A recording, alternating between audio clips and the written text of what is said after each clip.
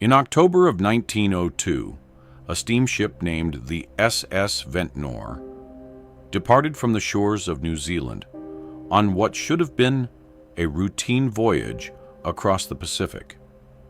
To the shipping authorities, it was simply another cargo departure, another vessel logged, another manifest stamped, another departure recorded in ink. But the true nature of its cargo was unlike anything the ocean had carried before. Inside the ship's hold were 499 wooden boxes, each one carefully sealed, each one labeled with a name. And inside each box were the remains of a man who had died far from home. These were Chinese miners, laborers who had traveled thousands of miles during the gold rush era, seeking opportunity in a foreign land that rarely welcomed them. They had worked in isolation, endured discrimination, and lived out their final days without the comfort of family. Now, decades later, their bones were finally being sent back to China, to the villages they had left behind, to the ancestral soil where their spirits were believed to belong. The journey was meant to be an act of dignity, a final restoration of identity. But somewhere along the rugged northern coast of New Zealand, the ocean intervened, and the dead never made it home. By the late 19th century, thousands of Chinese migrants had arrived in New Zealand, drawn by the promise of gold fields and economic survival. Most came alone.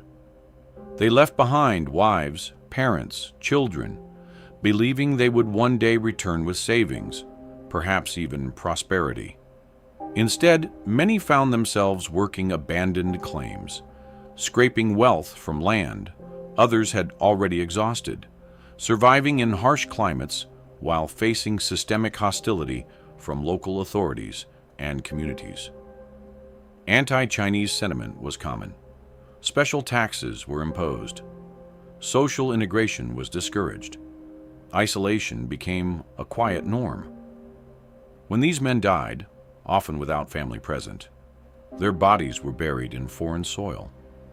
But in southern Chinese tradition, burial away from ancestral land was not simply unfortunate. It was spiritually incomplete.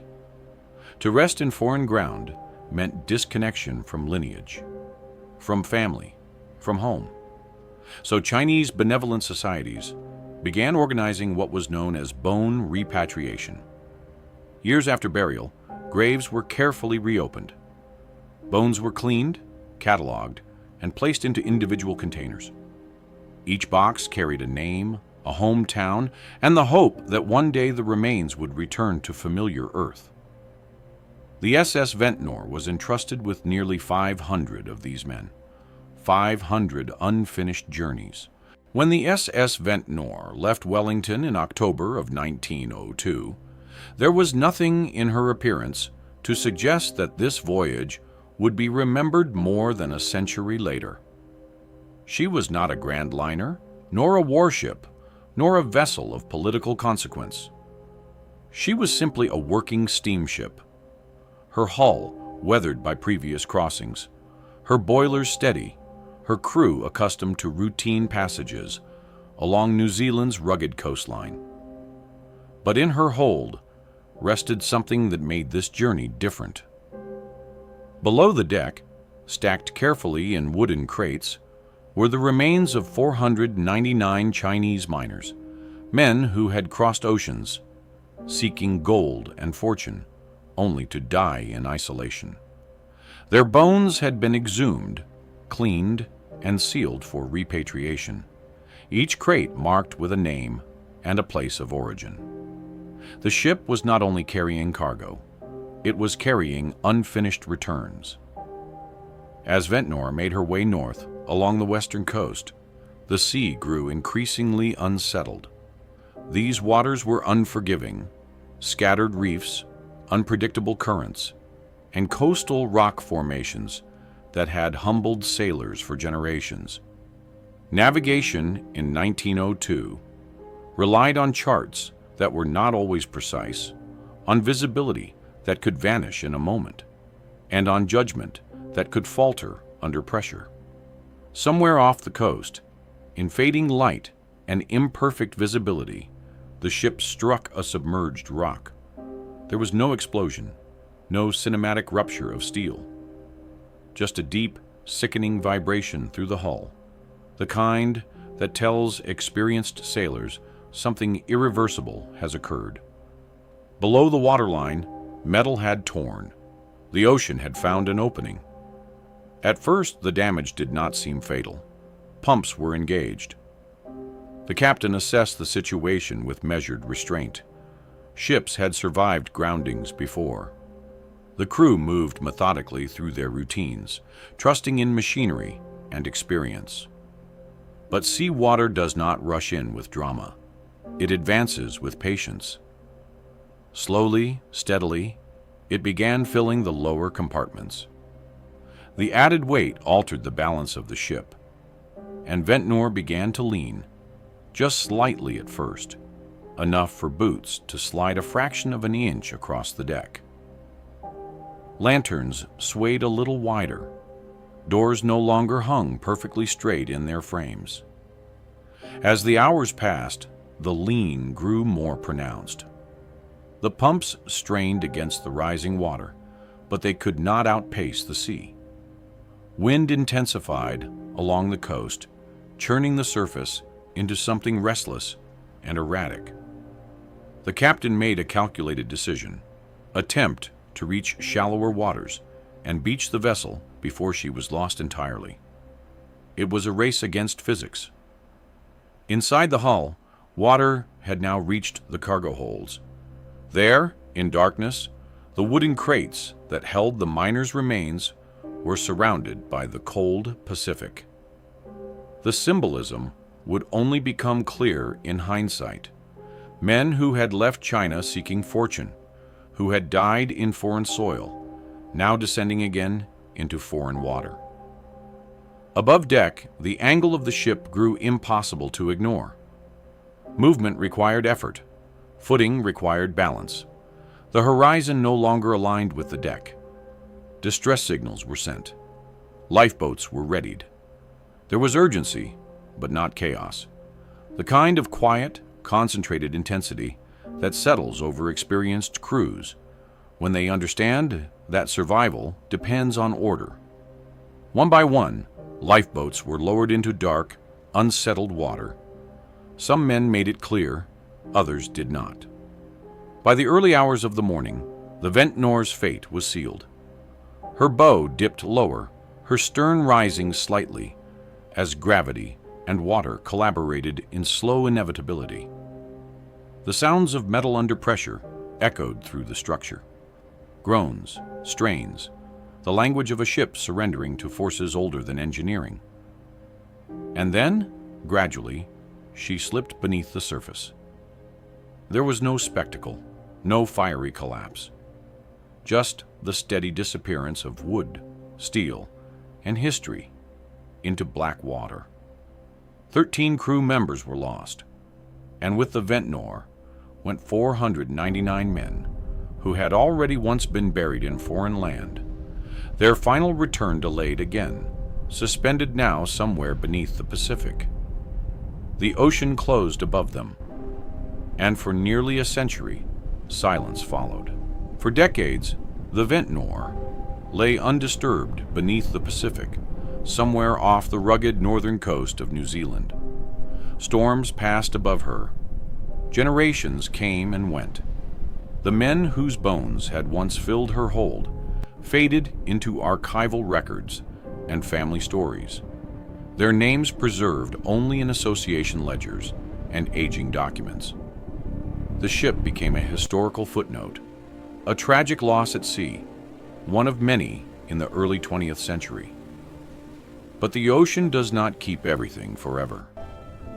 Along the remote coastline of Northland, Maori communities occasionally found something unusual after heavy storms: fragments of old wood, weathered debris, and sometimes, more disturbingly, human bones.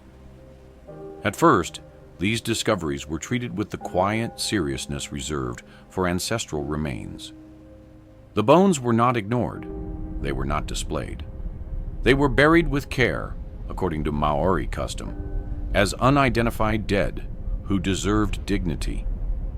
No one knew, at least not immediately, that some of these remains may have come from a ship that sank decades earlier. It was not until the early 2000s that marine exploration teams began searching for the wreck of the Ventnor with modern sonar technology. The seabed in that region is deep and uneven, layered with sediment and shadowed by currents that complicate recovery efforts.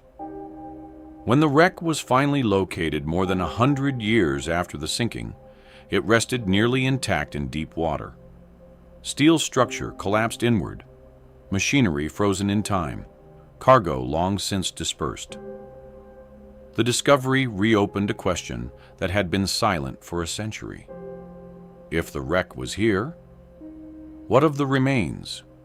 What of the 499 men who had been sent home only to vanish again? As historians and archaeologists revisited the records, they realized that many of the bone crates had likely broken apart as the ship sank. Currents along the Northland coast could have carried remains ashore over decades, scattering them along beaches and inlets far from the original sinking site. This was no longer simply a maritime mystery. It had become a cultural and moral question. The Chinese miners had been exhumed from New Zealand soil once before, carefully prepared for repatriation to their ancestral villages in China. That act had been an attempt at restoration, a promise that even in death, they would not remain strangers in foreign land. But if their bones had washed ashore and been buried by Maori communities according to local tradition, who did those remains belong to now? To the descendants in China who had waited generations for closure? To the land where the bones had resurfaced? Or to the sea, which had held them for over a century? The governments of New Zealand and China entered into delicate discussions. Community leaders, historians, and cultural representatives sought solutions that would honor both traditions. This was not about politics in the conventional sense. It was about respect. For some Maori elders, the remains that had washed ashore had already been given dignity through burial rites. Disturbing them again risked repeating the displacement that had defined these men's lives. For Chinese descendants and cultural groups, repatriation had been the original intention, a sacred return that had never been completed. The Ventnor had not only sunk a cargo of bones, it had frozen a promise mid-journey. Today, the wreck of the SS Ventnor still rests beneath the Pacific, unreachable to most and largely undisturbed. Some remains have been ceremonially returned to China in recent years, following careful consultation between communities. Others remain where they were respectfully reburied. There is no dramatic final revelation in this story, no conspiracy uncovered, no treasure retrieved. What remains instead is something quieter, a recognition that history does not end when a ship sinks. The miners who once crossed oceans seeking survival had hoped, at the very least, to rest in familiar earth. Instead, their journey became entangled in migration, prejudice, tragedy, and time. The ocean interrupted them once. History complicated it again. And more than a century later, the question of belonging still echoes beneath the surface. The Ventnor was meant to carry the dead home. Instead, it carried them into silence. Perhaps the story of the Ventnor was never only about a ship, or even about a tragedy at sea. Perhaps it was about something far more human, the quiet desire to belong somewhere, even after death. The miners who once left their villages in southern China did not cross the ocean to become legends. They crossed it to survive, to earn, to endure, and one day to return. They could not return in life, and even in death, the journey proved uncertain. There is something profoundly fragile about the idea of home. We imagine it as fixed, as soil, as language, as ancestry. But the Ventnor reminds us that home can become complicated by borders, by oceans, by time. Nearly 500 men began a final voyage toward familiar ground. Instead, they became part of another coastline's memory, part of another people's story. And perhaps that is where the ocean leaves us, not with answers, but with perspective. Because sometimes history is not about solving a mystery.